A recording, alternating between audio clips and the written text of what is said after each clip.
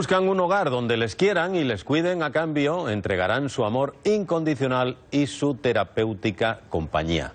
Se ha celebrado hoy en Valencia un desfile de perros abandonados para que quienes asuman la responsabilidad de tener un animal en casa puedan escoger, Cristina Aguirre, la solución más solidaria.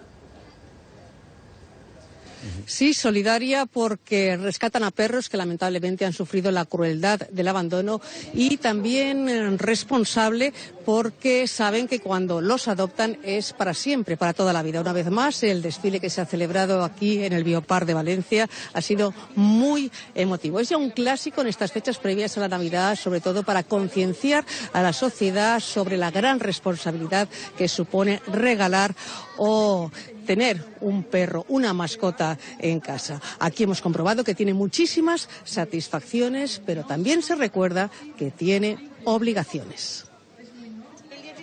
Goku, Cairo, Badi y Paquita, la más mayor, todos se han lucido desfilando en el Biopark de Valencia. Son perros abandonados que buscan una segunda oportunidad, cariño. El abandono es un delito, sí, y obviamente es un maltrato psicológico y muy importante. Los perros quieren una familia y padres y niños una mascota. Hoy Pedrito ha tenido mucha suerte, ha sido adoptado.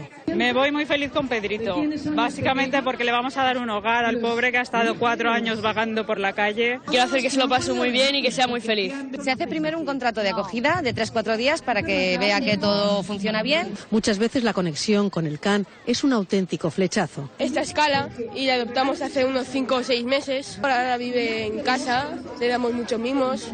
Al principio llevaba 4 años en una jaula, pero ahora la perrita está muy feliz. Y yo estoy, súper feliz, incluso con ganas de adoptar otro. Sindra ha sido como un regalo caído del cielo. El que quiera un perro tiene que quererlo, ante todo, adoptarlo, mimarlo y tiene que ser consciente que es para toda la vida.